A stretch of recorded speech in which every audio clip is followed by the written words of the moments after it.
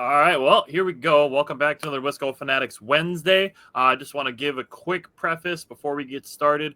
Last night was our Green Bay Packers show, so if you are a Green Bay Packers fan, check that out. We recapped the entire Seahawks game and previewed the upcoming Monday Night Football game against the Saints.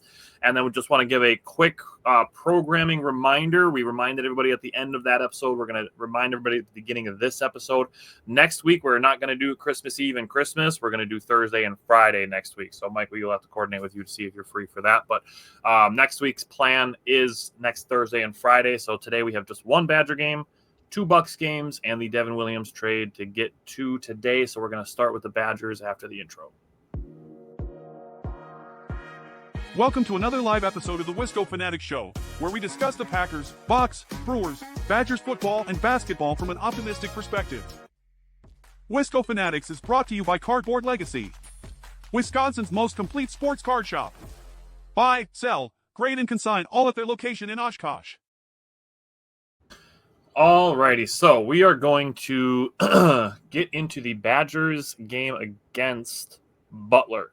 This was a quote-unquote neutral site game, but took place pretty close to Butler, so I put this as at Butler.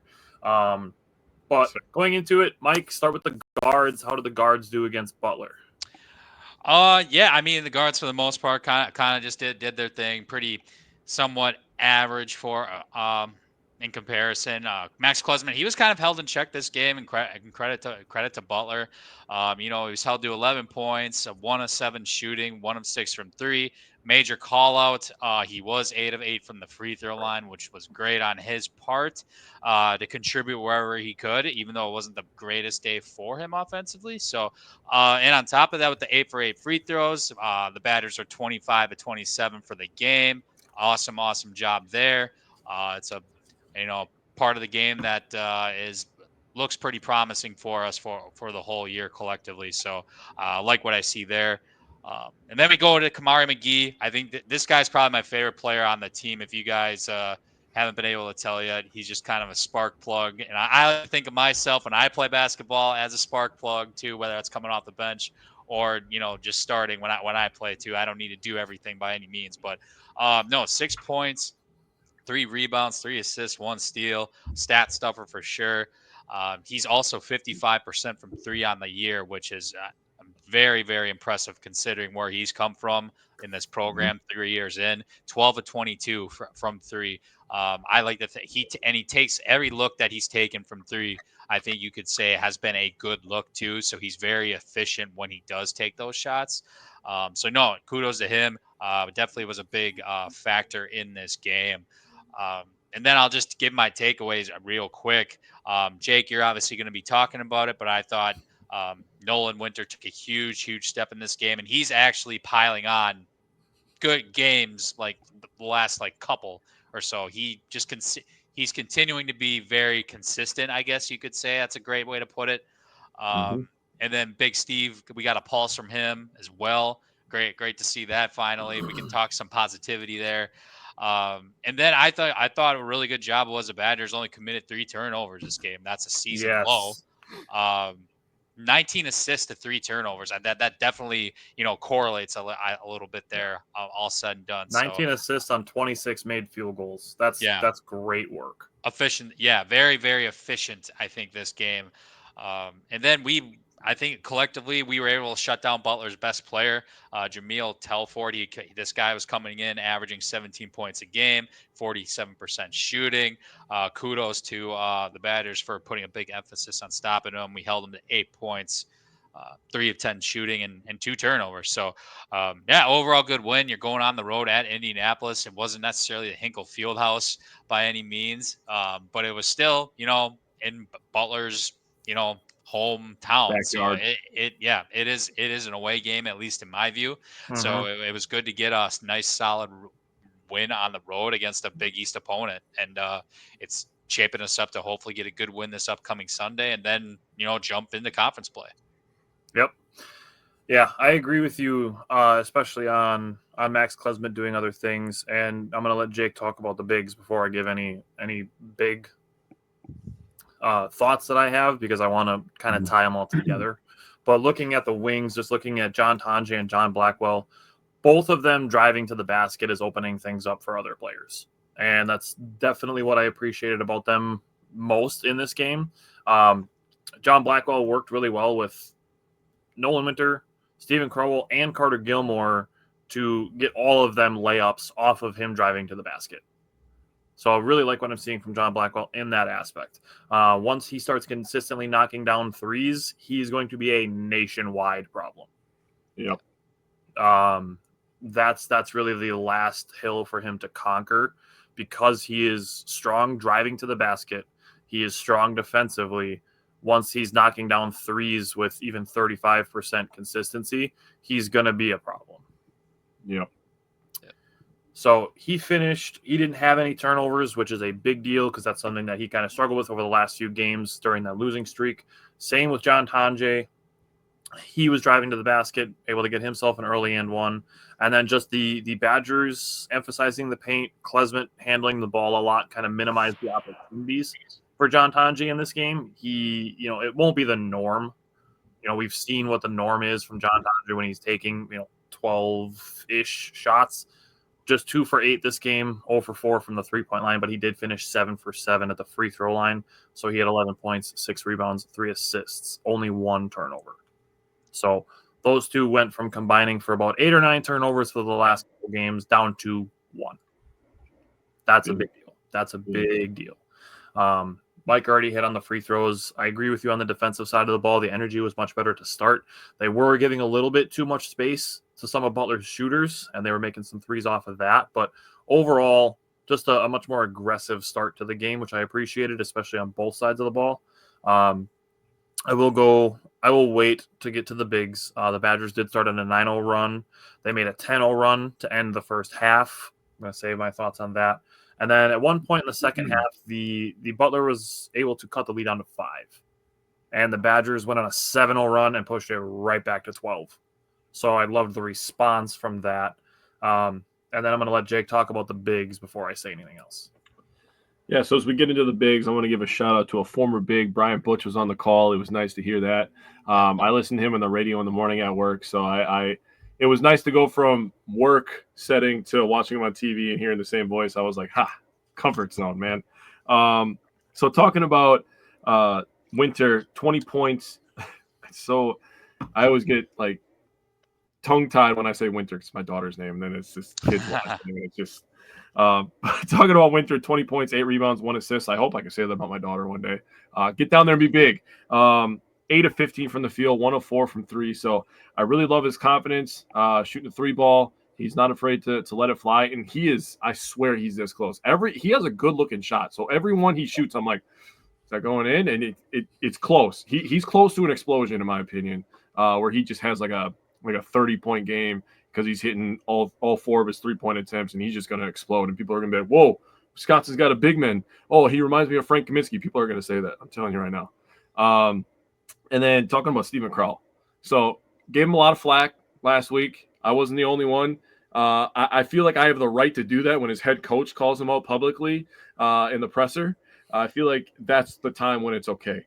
And he responded. And I want to give him a little bit of credit for carrying that weight through those off days into the game, and then carrying it and responding like a man. He's like, okay, you want me to play big? You want me to be big? I'll be big. And there was times in that game, and I'm like, holy shit, I forgot you were 7 feet tall. You look 7 feet tall. There was a few times, and he has this knack every once in a while where when he catches the ball, he brings it down. What's the one rule about a big man? Do not bring the ball down, because then you give those little guys a chance to either foul you or knock the damn ball out of your hands. When he caught it, he kept it high, stayed strong, and he finished. And it was really nice to see, using the rim for protection as well. He's not a vertical guy. So just being smart with the basketball. I thought he was tremendous. 7 of 10, 2 of 3 from the three-point line. So the starting bigs together had 38 points, 14 rebounds, 2 assists, 15 of 25 from the field, 3 of 7 from the three-point line. I mean, that's tremendous. This is the Stephen Crowell that the Badgers are going to need if they're going to be taken seriously in the Big Ten this year. Like, let's call it what it is, right? We need this Stephen Crowell. We're going to need this, the Tanji that we saw, maybe not necessarily against Arizona, but him continuing to stay downhill and get to the free throw line. Same thing with Max Klesmit, forcing the issue over there. And just have our big guys be big, right? And the biggest thing for me, 2 for 3 from 3, man. That's incredible stuff. That's good stuff from him. The bench bigs, Amos only played 6 minutes, took 2 shots, 1 from 3, didn't score. You mentioned your favorite player. My favorite player is Carter Gilmore, by far, not even close. That's my boy. 7 points, 3 rebounds, 3 assists, 2 of 3 from the field, 1 of 2 from 3. He's taking his 2 threes. Me and Tyler were discussing it. 2 threes a game. That's fine. Absolutely okay with that. They have to respect you out there then because they know that you will shoot, right? And you're making some of them. Yep. Well, he scored 7 points of the 13 bench points. So good job by them. I was looking at the rebounding in this game because that's what I like to look at for the big men. Both teams had 32 rebounds. Both teams had 5 offensive rebounds. Both teams had 27 defensive rebounds. Huh. The Badgers had 11 Really? second chance points. Yes. The Badgers had All 11 identical. second That's chance wild. points. Butler had 10 second chance points. So you're looking at this game and you're like, how'd they win by 9 points in the paint? Badgers won that by 16 points. We scored 40 points in the paint. Yep. And scored 24 points in the paint. So not only did they do it on offense, they did it on defense as well. So very nice job from the big men. I have 0 complaints from this game from my perspective. So you brought up the points in the paint. The 40 out of the 83 points scored were in the paint. The Bucks were hammering, or the Badgers were hammering, having their big men slip on screens and rolling to the basket. Yeah. Nolan Winter and Stephen Crowell did a really good job, and even Carter Gilmore did a really good job there. Crowell was more aggressive to start the game from the inside and the outside. That is a big thing for me because that's something that's irritated me over the last 2 seasons is when he catches the ball on the three-point line and acts like a guy who's not going to shoot the three when we know he can. So, it's not like it's irritating me to the point of like bothering me personally, but as far as Stephen Crowell is capable as a basketball player, you are capable of making that. You are capable of scoring from there. I want to see you live to your potential. So aggressive right away from both sides of the ball, and the inside and the outside. Carter Gilmore being the first substitute coming into the game and coming in for Stephen Crowell. I like that. Nolan Winter working his ass off defensively. I like that. And then I mentioned that 10-0 run that the Badgers had to end the first half. 5 of those 10 points were scored by Stephen Crowell. We like that.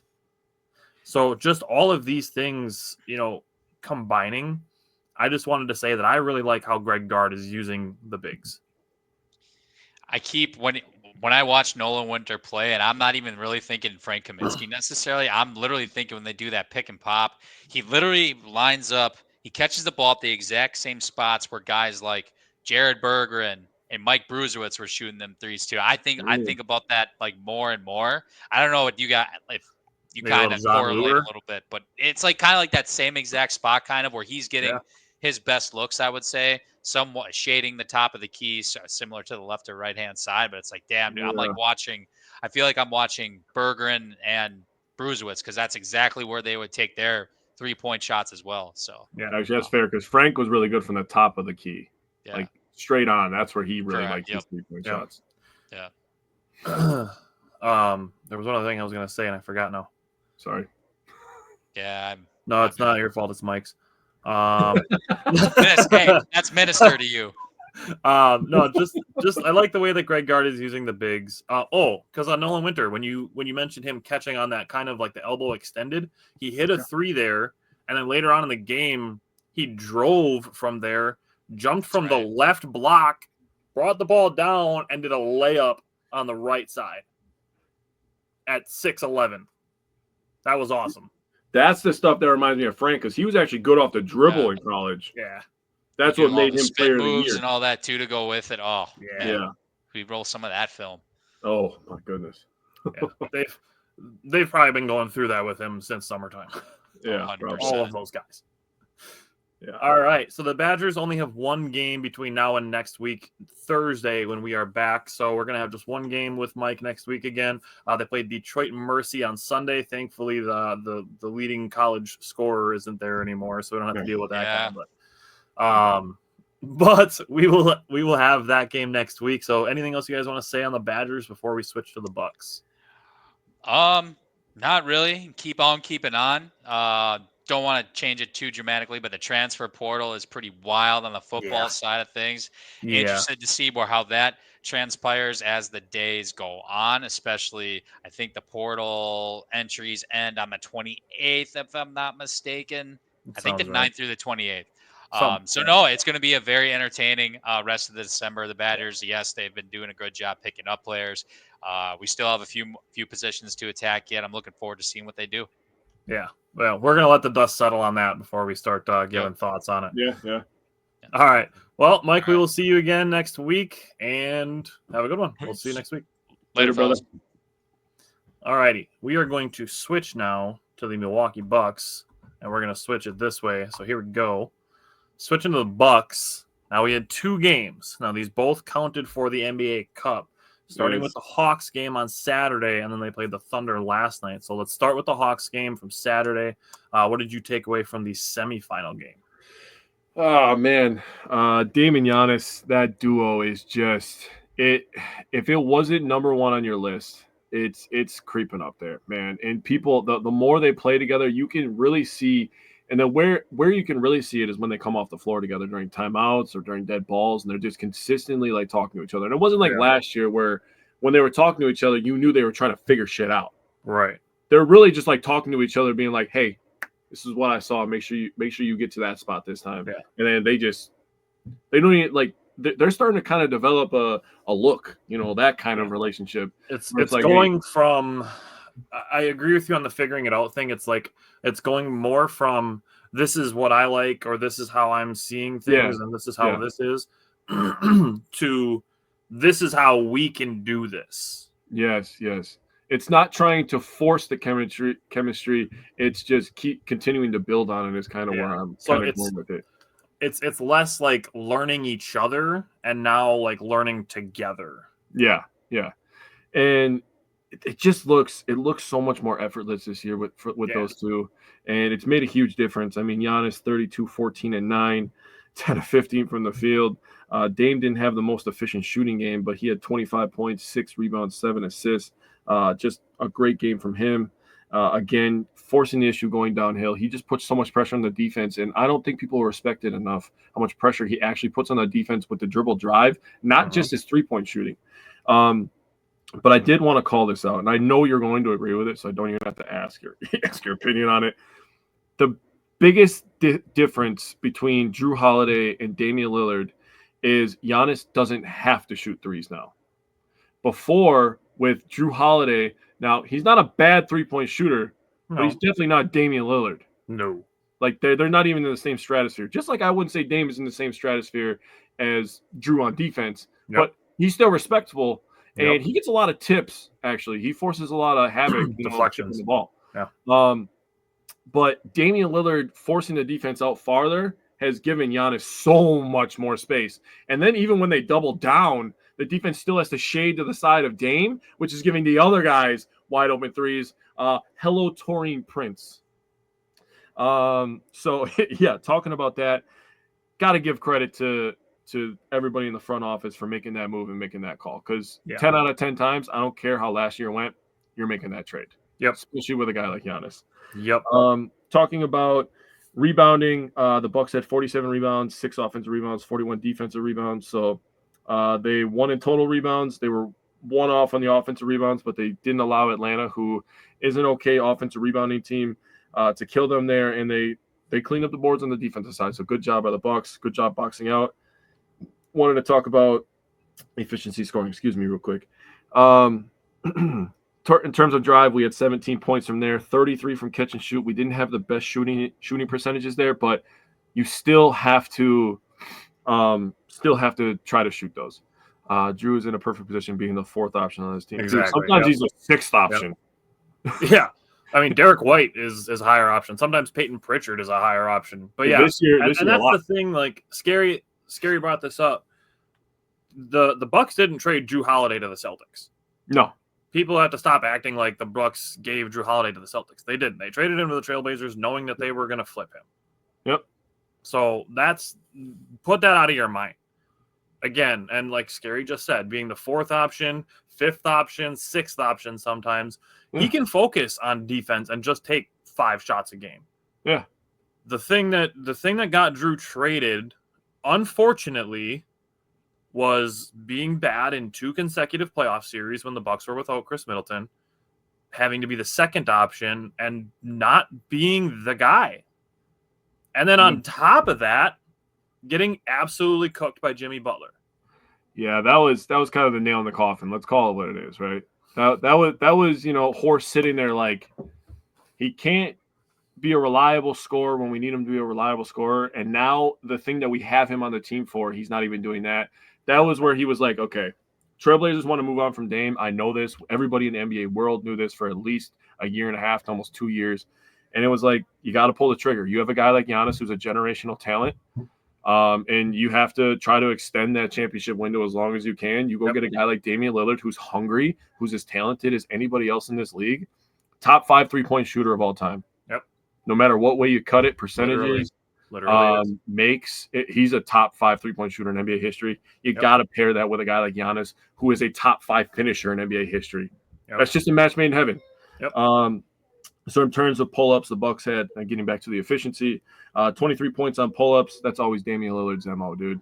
And I'm so excited. Dude, you have no idea. If I had a meter to measure how excited I am to see the pull-up game when Chris Middleton gets his legs, bro, we are going to be filthy because Giannis is making pull-ups, bro. The Bucks will have games this season where they score 140 points. They will. When Chris and Dame, they're just going to pick a side like, You take over the left side tonight, I'll take over the right side. We'll just pull up and we'll take this thing over. They're going to destroy. I cannot wait for that. In terms of paint points, Bucks had 14. Brook Lopez led the way with 8. He shot 4 of 4 on paint touches. So want to give him credit, doing a really nice job, making himself available in the short corner, driving to the rim, just finding the soft spots in the defense, kind of like a wide receiver does in the NFL. But he's huge and he finished. So 8 of his 16 points were very efficient. So good job by Brook. And also, got to shout out the freaking generationally amazing block by Giannis, dude. He is one of maybe 3 people that blocked that. I would say Bam, Wemby, and Giannis. Those are the 3 that came to mind when I thought of that. I say Bam because he's not afraid to go up there and try. Yeah. No, I gotta have agree the with mindset. Bam. I'm teetering on the fence of putting Rudy Gobert in there. Yeah, right. Guy, you think he's blocking a dunk? He can't even make a layup right now. That has nothing to do with defense. His confidence is low, dude. That's what I'm saying. I understand. But if we're talking guys in the league that can do it, like he's been defensive player of the year 4 times. Yeah. They didn't call him the Stifle Tower for no reason. That's fair. That is fair. I will digress. I'm just not a fan. I would say if he puts on like 10 or 15 pounds of muscle, like Nicholas Claxton could be that guy. If he puts on 20 to 25 pounds of muscle, maybe Evan Mobley could be that guy. But I can see Evan Mobley. Yeah, those guys need to have a talk with Giannis's weight room guy. Right. So the thing with that Stifle Tower. Yeah. The thing with Giannis getting that block, we've discussed this before. You have to be willing to get dunked on to make plays like that. So when Giannis gets dunked on, yeah, it's a big deal because he does stuff like this. So it's a kind of a twisted perspective thing. It sucks once in a while when Giannis does get posterized. It does happen, but you have to be willing to get dunked on to make plays like this. So I respect it anytime somebody goes to try to contest a dunk and gets dunked on. I don't think it's like oh my God, you just got postered. How embarrassing for you. I respect the effort. Yeah, me too. That's the first thing I think of. I respect you for going up because you have to be willing to get dunked on to make plays like that. 100%. Looking at the Bucks as a team, 14 to 45 on threes. That's 31.1%. Not the best, but I want them shooting closer to 40 threes a game than 30. They had a couple games where they were only shooting 29, 30-ish threes. I'd like them right around 40. More on that in a minute.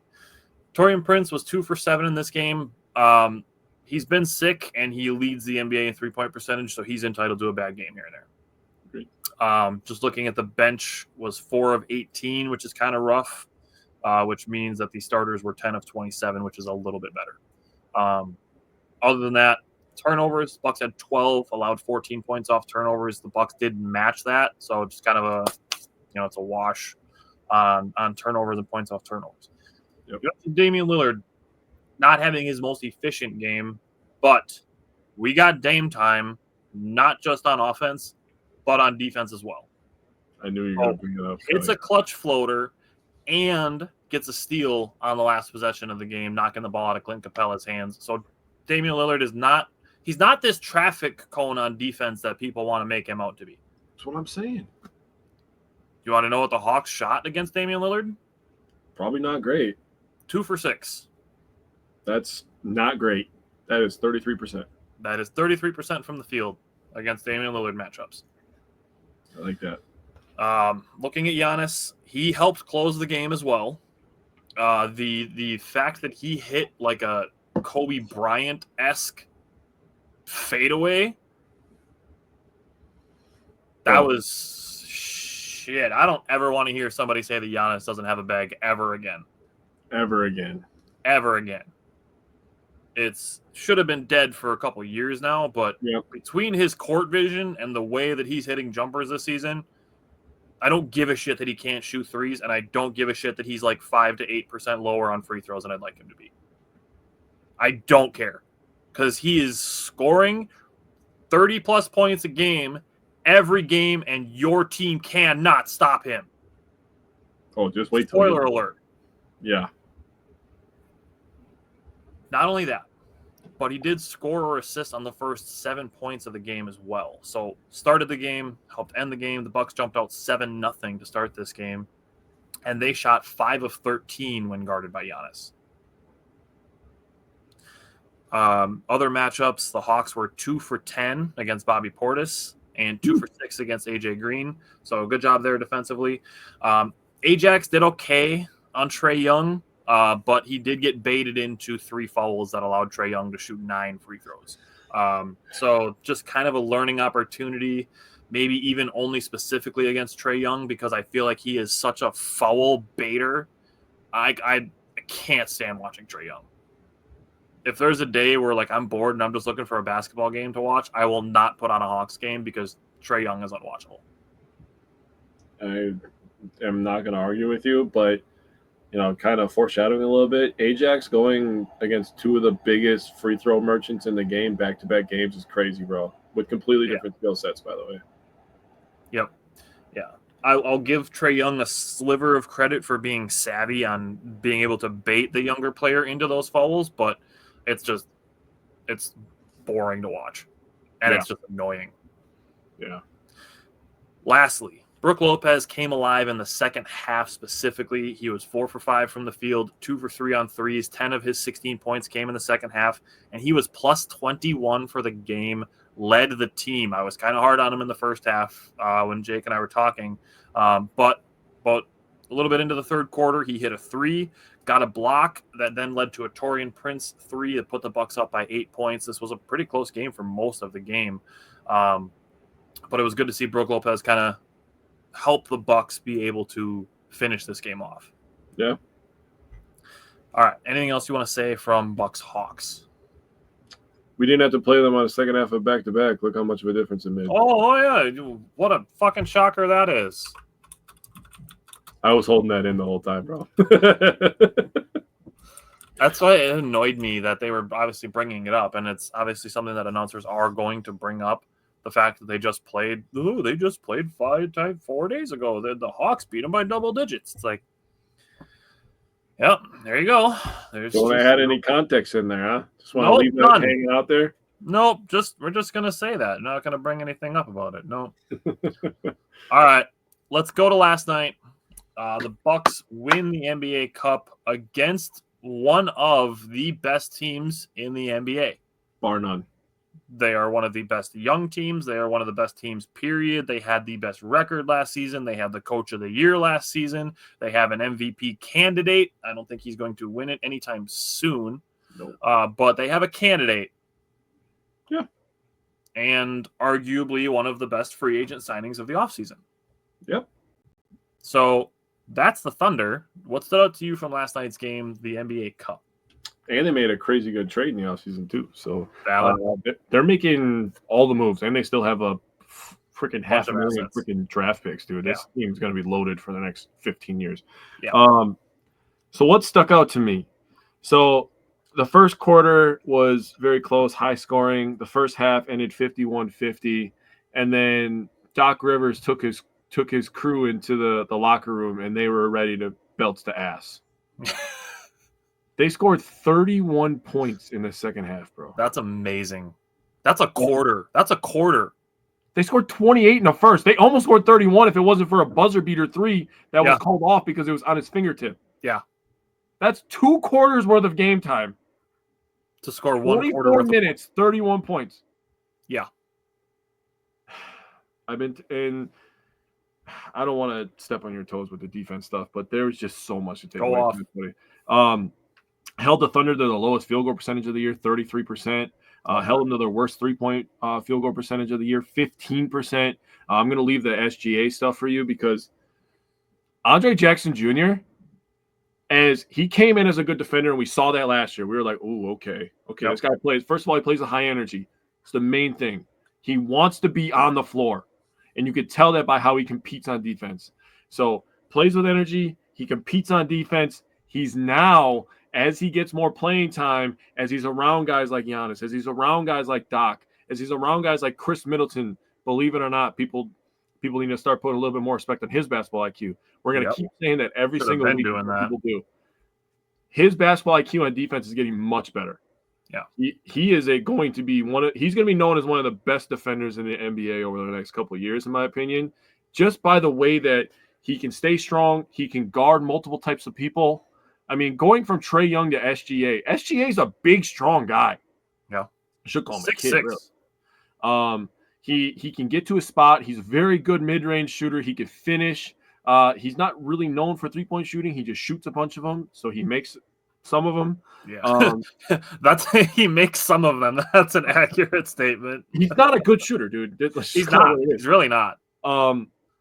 But I just really love Andre Jackson Jr.'s effort, dude. I really just gravitate towards those kinds of players. That's why me and you fell in love with a guy like Pat Connaughton, because he was that guy. He was the guy diving on the floor, getting bloody right away, right? Yep.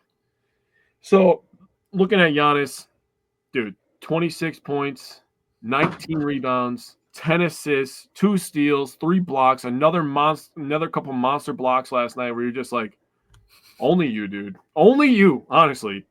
Last night when Giannis won the NBA Cup and the NBA Cup MVP, he passed MJ and LBJ for the title of most different trophies in a career with 9. MJ and LeBron have 8 because MJ didn't have a chance to win the NBA Cup, or I'm pretty sure he would have. I'm not going to lie to you. I'm sure he would have won at least one. He would have won the MVP as well. But the only thing that Giannis didn't win was Rookie of the Year, really, at this point. That's the only one that he didn't win. But he got himself a most improved, so that's... Yeah. So, also, the Bucks are 12-1 all-time in NBA Cup games. Prince has 2 NBA Cups. He's 14-0 all-time in NBA Cup games. The next closest player with the best record in NBA Cup games is Pat Connaughton at 7-0. Oh. Pat Connaughton's 7-0 in NBA Cup games. So the Bucks were made for this tournament, apparently. Yeah. The bench, overall, 27 points, 15 rebounds, 7 assists, 10 of 25 from the field, but 7 of 15 from downtown. That's the key. They were stretching the floor, and they were all playing defense. There was times, and this is going to be the last thing I'm going to talk about before I hand it over to you. There was times where OKC was really trying to put the pressure and extend the defense, half court, 3/4 court, and really force the Bucks to make some mistakes. And the Bucks turned the ball over a hefty amount last night, but they got a little bit sloppy with their passes or maybe dribbled it off their foot. The other thing is they tried to throw every single player on that roster at Giannis. Whether it was 1-on-1 or 2 of them or 3 of them or 5 of them, it didn't matter. Giannis did an absolute great job. And here's where the difference between him and Jokic, that people don't give Giannis the credit. Giannis does play with good pace. Now, he can force the issue if you want to run. You don't want to run with him, I promise, because he's going to get to the rim and he's going to score 50 on you. And you're going to end up on the ground in pain. And, don't worry, I have a tweet I'm going to tell you too. And he just does a good job understanding pace. That was probably the biggest growth in his playmaking is, okay, they're trying to force me to play a little bit faster than I want to right now. I'm going to slow it down. I'm going to get into my triple threat. I'm going to turn my back a little bit, protect this basketball. And, I'm going to work the middle of this floor so I can get my guys open. He did a tremendous job of that last night, and nobody's going to talk about it. But we are. Just us. I'm going to tell you this. I saw this tweet today, and I was like, bro, that is straight facts. I should have wrote down the name. This dude tweeted out, he said, everybody wants to play physical until 34 comes around and starts knocking your ass around. Then you want to complain saying he's playing football. Tell me I'm wrong. That's not at all wrong. The Thunder are a good team. I am not discrediting them at all. They play physical defense. They have a lot of guys that can throw at you. Yep. It's different when 34 is out there throwing them both. The difference is he is strong, fast, and athletic and big. Yeah. Most players in the NBA have about 2 of those. Mm-hmm. So, it's a little bit different when, Dwight Howard was backing a guy down because you're not putting a 6'8" defender on Dwight Howard because you don't have to stay in front of his dribble. 100%. It's different than when Shaq would back guys down because teams were only carrying 6-7 footers because they'd run out of fouls. Yep. Giannis makes you have to defend everything except for the 3-point line. Yeah. So that's where I think people don't end up liking it, is because literally everybody on your roster was too small. Doesn't matter. It didn't matter. It literally didn't matter. Not even Isaiah Hartenstein was strong enough for him. Little. Too little. Isaiah Hartenstein, a 7-footer, a center, not strong enough to stay in front of Giannis. Nope. That's before you even get to the fact that he's not nearly fast enough. No, not even close, dude. So that's why I think people don't like it. Because Giannis is faster, stronger, more athletic, and bigger than most of the guys that you're going to try to be able to defend him with. Okay. I'm with it. And we've been in pretty strong agreement on this that pretty much Bam Adebayo is the only guy that really has a shot. I mean, for some reason, Al Horford is going to be 100 years old, and he's going to be able to guard Giannis. I'll be very excited when that guy retires. Yeah. He'll get trashed. Talking about Bam Adebayo. Bam Adebayo will score 35 on him 2 nights prior, and then he'll be like, oh, Giannis? Oh, I should play some defense tonight because he knows he's going to be a sports center, bro. I feel like he tries to lock in for that. He does. That's what I'm saying, bro. It's just like a mindset thing. Like, oh, Giannis is one of the best power forwards of all time. Yeah, I should play against. Him. I feel like he probably lights an altar to Bill Russell. Like, what do they need from me this game? They need me to defend Giannis. That's all they need from me. Like, I almost feel like that about Danny Granger was okay for the Pacers, but he used to lock in against LeBron, dude. Against Miami LeBron, he would turn into freaking an all Hall of Famer, dude. It's like, who the hell are you, dude? You were disappeared for 5 games. Those Pacers teams were annoying, but I liked Danny Granger. Yeah, that's fair. Okay, so the Bucks were 17 of 40 from 3, 42.5%. That is beautiful. Every single game, that's my ideal. If you can make 42% of your threes and you shoot about 40 a game, that's my ideal scenario for the Bucks at the 3-point line. I like it. I'd like them to be a little bit more efficient from the 2-point, but that's a different conversation. Dame was 5 for 10. Brooke Lopez and Gary Trent Jr. were 3 for 6. AJ Green was 3 for 5, and I feel like he can only make threes if he is wide open or has a hand in his face. Like Isaiah Hartenstein twice was like this close to his face, and AJ's just like, yeah, this is going perfectly swished. Twice. He did it twice last night. Once in the first half, once in the second half. So I feel like he can only make threes when he's wide open or absolutely blanketed, which accounts for most of his threes. If you're kind of in between, then those are the ones I feel like he misses. But wide open or with a finger in his nostril, he's hitting it. Yeah, that's really weird, dude. You would maybe it's because I don't know. I'm just trying to play a little devil's advocate. Maybe it's because he has to think, is this guy going to close out hard? Is he going to try to run me off the 3-point line? Is he going to try to have hesitation, maybe? Yeah, he has to think about it a little bit. Bro, I should look up the numbers. I should look up the numbers and see if that's a factual thing or if I'm just kind of creating that thought process just on last night's game. Yeah, it just came to my mind. Not making any speculations or anything. I was purely speculating just because of what it felt like. Yeah, dude, he did do it twice though. The first one, I was like, oh hell no. And then the other 3 that he made was wide open. Yeah. All right. So you mentioned the turnovers. Now, the Bucks had 17 turnovers, which is kind of a lot. It's higher than I'd want them to be, but Oklahoma City is number 1 in the NBA in forcing turnovers. Yeah. It was brought up during the broadcast multiple times that Oklahoma City is a good defensive team. They forced 19.1 turnovers per game, which is crazy. But the Bucks only had 17. So, yes, 17 is more than I'd like the Bucks to have, but it is less than the amount that Oklahoma City forces on average. So Yeah, I'll take the middle ground there. I'll take that. And what really does it for me is it only allowed 13 points off turnovers. So this is where I bring the efficiency part of it in. I can live with 13 points off of 17 turnovers. Just if the Bucks were a little bit more efficient on their 2-point shots this game, this could have been a 25, 30-point victory against one of the better teams in the NBA. Defensively, I think the best part of this was Ajax against SGA. He was 8 of 24 from the field, 2 for 9 from the 3-point line. He shoots 34% on the season, and he was under 25% last night. Ajax did a really good job. He finished with 21 points, 4 rebounds, and 2 assists when he normally averages 30, 5.5, and 6. Destroyed him. I'm really hoping the NBA website ends up giving the matchups for this game because I want to know what they were officially.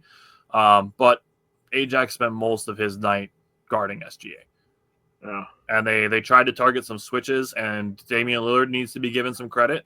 And AJ Green needs to be given some credit because when they were targeted on switches, they did a good job too. AJ Green did get baited into a foul, but that's SGA being a guy who averages 30. Overall, I think the team did really well defending SGA. Oh, yeah. Okay. We already talked about Giannis, everybody being too little on the Thunder to guard Giannis. Giannis scored 26 points last night. He made 6 free throws. So from the field, he scored 20 points.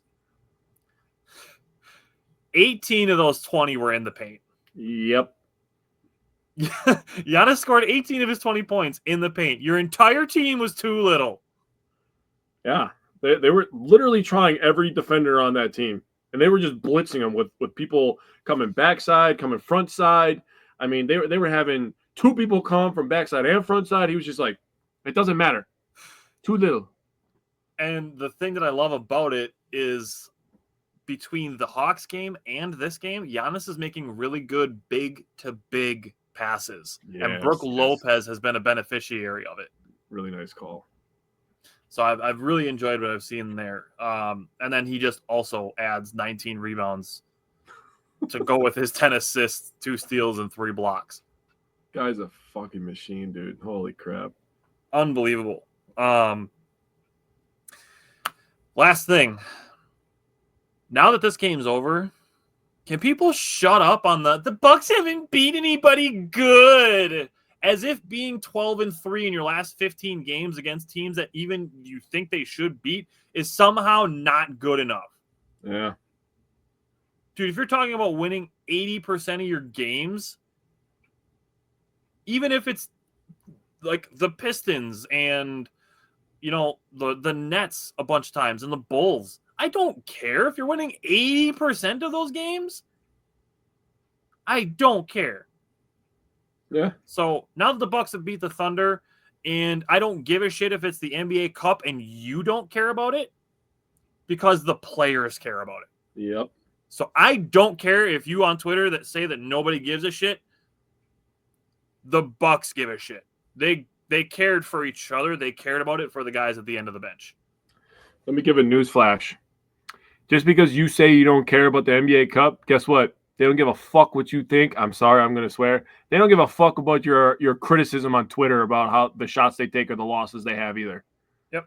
So save your stupid-ass opinions. The Thunder are one of the best teams in the NBA. The Bucks held them to 81 points total. We can get rid of the Bucks haven't beat anybody good bullshit. Dude, do people really realize what they just did?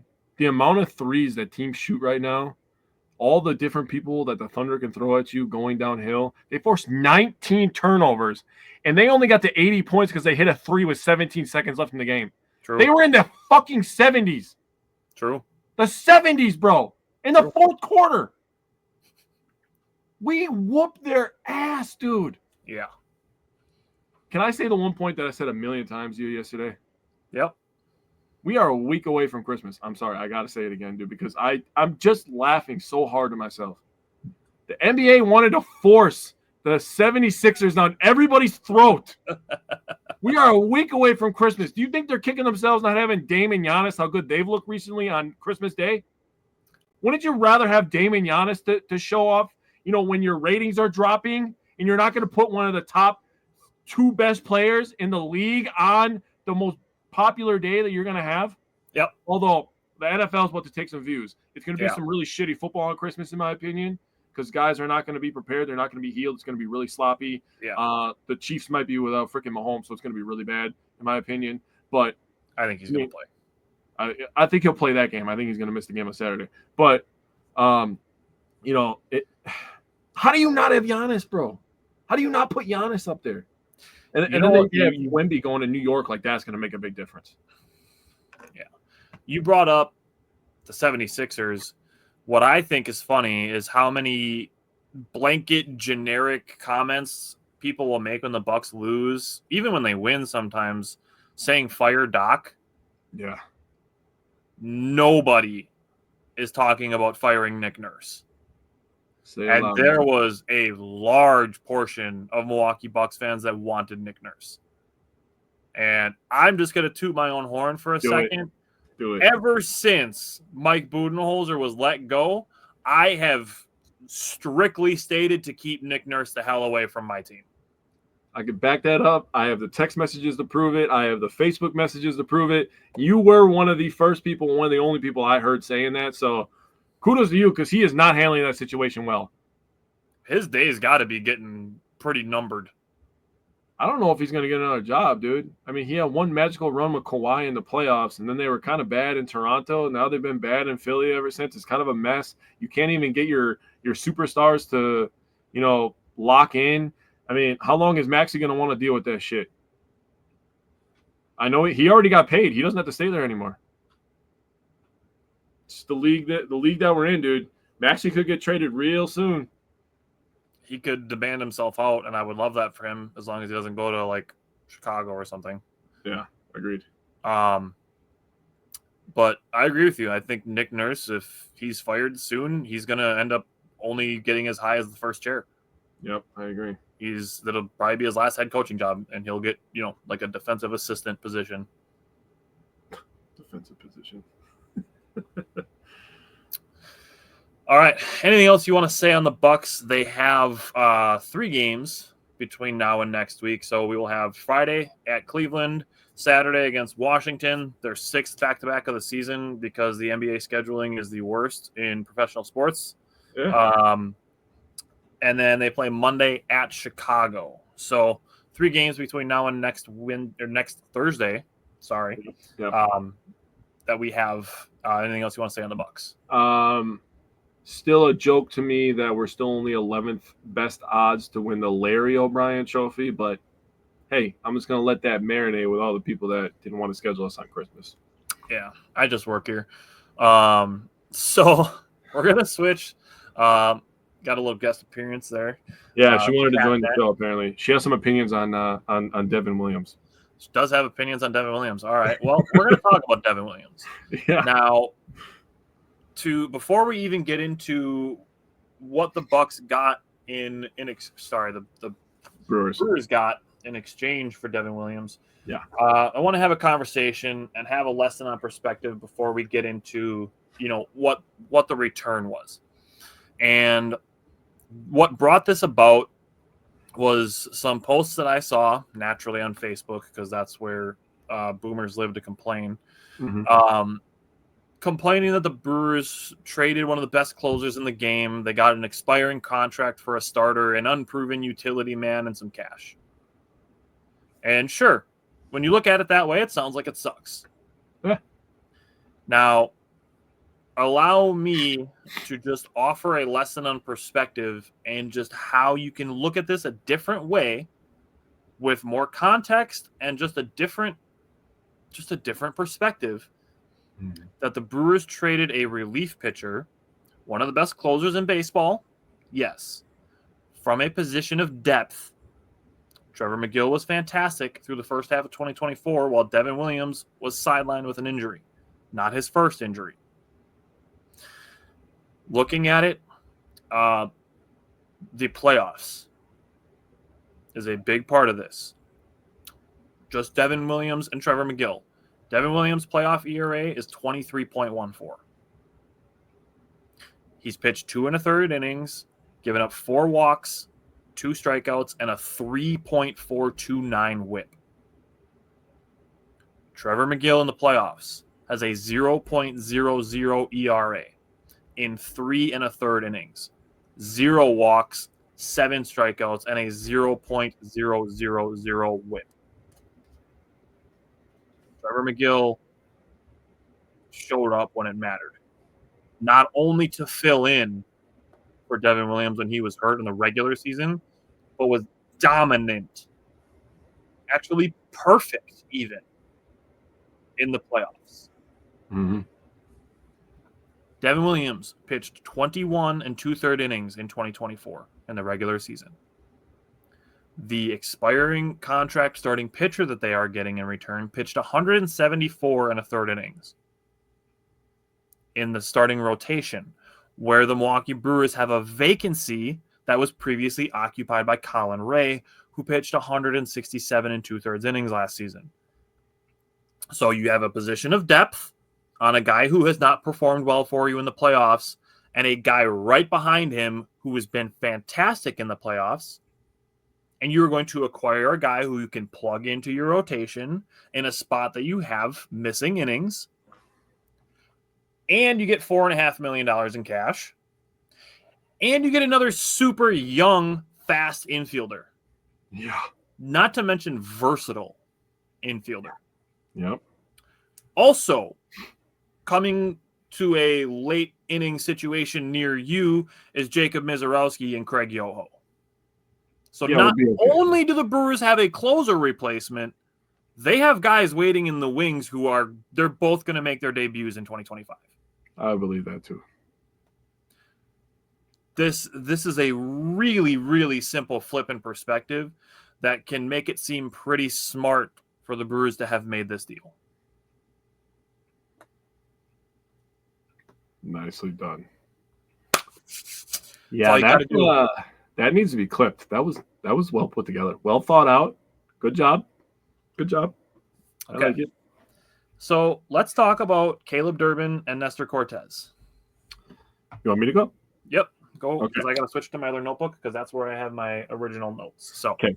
Just wanted to make sure. So obviously everybody knows Brewers gave up Devin Williams, got Nestor Cortes, left-handed pitcher. On Cortes, he is a 2022 American League All-Star. So we're getting a former All-Star pitcher, lefty, right into the starting rotation.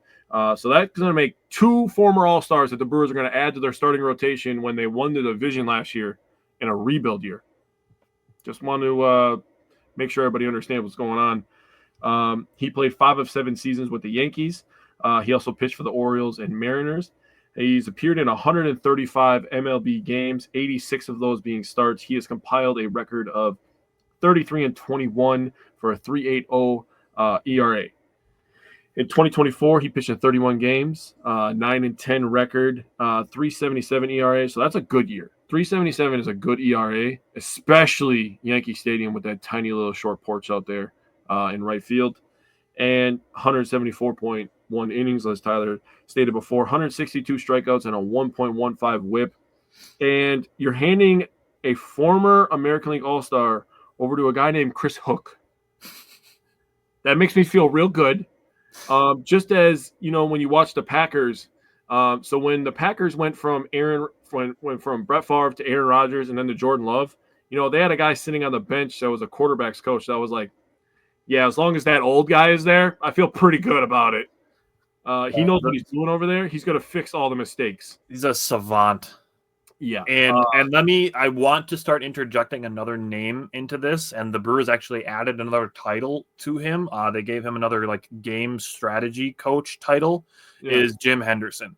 Okay. I want to start getting him like as the 1B to Chris Hook, because Chris Hook's he might get a manager job someday. He might, honestly. That's if he wants it, obviously. Right. Yeah, he's a fantastic pitching coach. I would argue the best in the game. And if that were to happen, obviously we would be happy for Chris Hook to get a promotion, even though he's spent basically his entire career in the Brewers organization. As long as he wants it, whether it stays as the pitching coach or if Pat Murphy retires in 5 years and Ricky Weeks takes over as the manager and they make Chris Hook the bench coach, like I'm fine with that. Jim Henderson, I believe, is a guy who could just instantly take over as the pitching coach and continue the culture of the Brewers developing great pitching. Yeah. Yep. Love that. So you want to give your thoughts on Cortes and then we can kind of do Durbin back to back, or? Yeah. So looking at it, again, this is probably something I could have baked into the complaining about, getting a rental starter. He did have an injury in 2023. Now, per Adam McKelvey, the Brewers did, quote, extensive work on the medicals, as did the Yankees on Devin Williams, who missed the first half of last season. So there's equal give and take on the risk there as far as injuries are concerned. It's not the Brewers are only taking on an injured guy for a healthy guy. Like Cortes was healthy for all of 2024. He had an injury in 2023. Devin Williams was injured for the first half of 2024. That's fair. So there's some risk there. Now, looking at him, he seems to me kind of like a left-handed Frankie Montas. I'm okay with that. He has a big variation of different fastball types and a changeup and a sweeper, and he mixes them up. That's pretty much the easiest way that I can dumb it down. Okay, it's fair. I can, and maybe I'll do this in a separate video or as a graphic, but I have all the advanced numbers. But looking at the 2022 season, he was 8th in Cy Young voting. He was 5th in ERA and ERA plus. He was 5th in WAR, and he was 2nd in WHIP. Wow. So the Brewers are getting a guy who's going to fill a big need in the rotation. And as much as we love Brandon Woodruff and are hoping that he can come back and be as dominant as he's been in his career, having Nestor Cortes does give you a reliable option, in my opinion, in your starting rotation. And you know what? I think he's really going to love playing in Milwaukee. Just kind of the Brewers brand, really since like 2018, where people come here and they just love playing here. It's almost like I'm making a lot of correlations to the Packers, but like every guy that comes from a different organization when they were drafted there and they leave and they bring them to Green Bay or Milwaukee, like they love playing here. They love the fans. The fans aren't disrespectful and going crazy. Most of them, I feel like. Yeah. The media isn't going to go crazy on you like the New York media. He doesn't have to deal with the dumbest rule in all sports with the no facial hair. That's literally the dumbest thing of all time. So, I mean, I think he's going to love it here. I think he's going to thrive. To me, it kind of, and I'm going to make a Bucks correlation here. It almost feels kind of like a Taurean Prince kind of signing where like people are going to kind of forget about it, with all the big names moving around. Juan Soto's going to be talked about for the next, 12 months, his contract. But it's going to be an under the radar move, and the Brewers are going to be, competing for first place or in first place, end of July, end of August, and Cortes is just going to be freaking mowing people down with his fastball and his different arm angles. And I couldn't believe people were complaining about that, by the way, but whatever. Dude, the pitching lab with the Brewers is going to go fucking nuts with that, dude. They're gonna seriously go nuts. So I feel like it's gonna be a really underrated move that people are gonna look back on and be like, remember that Devin Williams trade? Yeah. It worked out for the Brewers. Yeah, and this is a thing too, is like I can see this totally being a win-win trade. 100%. Just like the Burns trade for the Brewers. Yep. Like, it was like, oh my God, the Brewers only got a starter and a third baseman for him.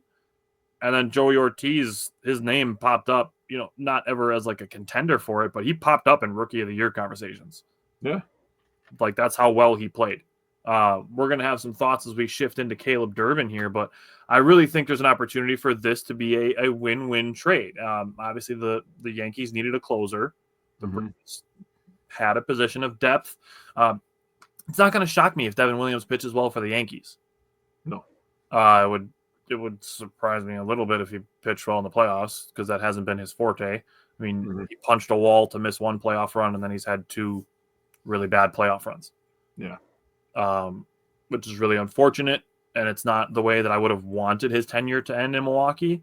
Mhm. But the Brewers, they got a guy to fill in their rotation, and then they got Caleb Durbin. So Mhm. what are your thoughts on Caleb Durbin? Well, he's young, as you mentioned before. He's only 24 years old. Yep. He was on track to be the starting second baseman for the Yankees. So we got a guy who the Yankees believe is a starter-level MLB player. That Can is I very jump in? important. Because I have a couple quotes from Yankees people. Okay. So that's all I'm going to say about that. He spent most of last season in the AAA, where he batted slashes of 287, 396, and 471. He had 23 doubles, 10 homers, and 60 RBIs. In the fall league, he really started to make a name for himself in the fall league. He had slashes of 312, 427, and 548. So those are good slashes right there. 5 homers in 24 games to go along with 29 stolen bases. When I watched him play, and I saw him just running around the bases, hitting the opposite field, hitting for high average, stealing bases, I was like, this guy's a Brewer, dude. This guy is a Brewer. We're gonna make a team of all Mighty Mouses that steal all the bases. Yeah. I love it. Yeah. So looking at it, Aaron Boone on November 11th being interviewed talking about Caleb Durbin. His quote was, "I think he's a stud. He's going to play a big role for us this upcoming season. He's a really competitive, tough, hard-nosed player." Who's that sound like? Mm-hmm. A guy who just won a Gold Glove, by the way. Mm-hmm. The Yankees vice president of player development quoted, "He's a grinder. He does a little bit of everything." Bro, this guy is a Brewer. You just did the Italian hands. I literally wrote in my notes, he's almost like a right-handed Sal Frelick with a little more pop. Dude, he is a Brewer, bro. He's a Pat Murphy Brewer, I should say. Not only that, he actually played with Pat Murphy's son for the Dock Spiders in 2020 and 2021 in Fond du Lac. So he's already played in Wisconsin before.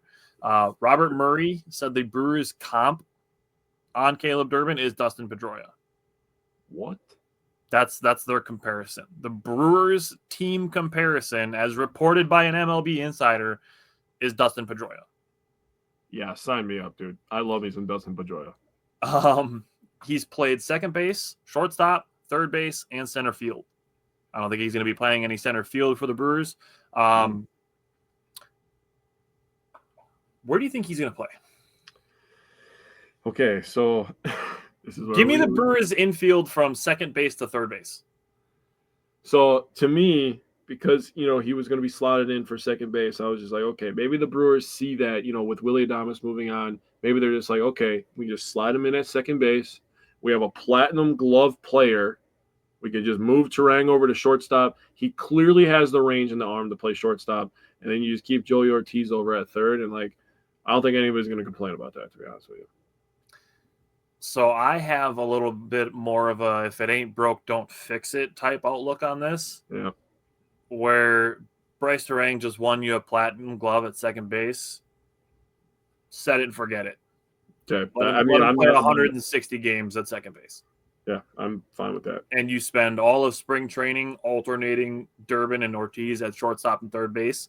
See where they each feel comfortable. And honestly, I liked what I saw from Joey Ortiz at third base last season. I think I would leave him there, and I would consider playing Caleb Durbin at shortstop. I mean, I don't hate that because, like you said, you know what you're going to get at second base and third base if you just leave them there. And if you can get him up to speed at shortstop and you know what you have in these 2 other spots, I mean, why do anything? Yeah. I don't disagree with that. Yep. So the last couple things that I have on Caleb Durbin, he set the Arizona Fall League record with 29 stolen bases. The next highest player in the Arizona Fall League this year had 12. Yeah. That's stupid. The Brewers have a chance to lead MLB and maybe even just the NL in stolen bases this next season. 1,000,000%. Especially if Christian Yelich comes into spring training healthy and he plays the entire season. Yep. And with the way Churiel ended last year, I mean, he's going to be a little bit more aggressive on base as well, I think. Terang could lead the league. Yep. Tyler Black is playing more games as the backup first baseman, which it seems like is a possibility. Yeah. Would love to see Sal Frelick on the bases a little bit more so he could steal some bases. Yeah. Garrett Mitchell, a fully healthy season would be beautiful because I still believe that he's got 5-tool potential. 100%. 100%. Looking at it, if you look at his total numbers from the minor leagues last season, he played at 3 different levels. He batted 269, 374, 407. Those are kind of just average numbers. 134 walks, 111 strikeouts, and 110 stolen bases. Oh. He had more walks than strikeouts and almost equal the number of stolen bases as he had strikeouts. Bro, so you started bringing it up a couple of years ago with their drafts that they're going for contact guys, right? And, you know, I started paying closer attention to that when you pointed that out. How many times I like to say this, dude? This guy is a Brewer, bro. He is a Pat Murphy Brewer. What's crazy is his AAA numbers were better than his total minor league numbers. So he got better as he went up leagues. In AAA, he was 287, 396, 471 for an 867 OPS. That's an above average baseball player. He had 10 home runs in that time, 47 walks, 37 strikeouts, 29 stolen bases in 82 games. I love the Brewers, man. I mean, 162 game season, you can, I would say, almost double the 82 games that he played in AAA. That puts him on a pace of about 50 to 55 stolen bases. I'm with it. To go with Terang, who stole 50. I'm 100%. I'm with it, dude. Let's do it. Dog, the Brewers are about to be built different. Dude, I'm really happy that we had an opportunity to talk about the Brewers in December before Christmas. I mean, it's nice to kind of get a little reset with the Brewers, get everybody kind of excited about it. I mean, the pitchers and catchers report in February, so a couple months. So the Brewers seasons over the last couple of years have been really, really exciting, even though they've been flipping people. Another Packers correlation here is we've lost some star power, but we've remained competitive. And actually, in my opinion, got a little bit better, kind of like the Packers did when they got rid of 2 superstars. So a little less top heavy, a little more all around. Yeah, that's how I feel. That's how I feel about the Packers.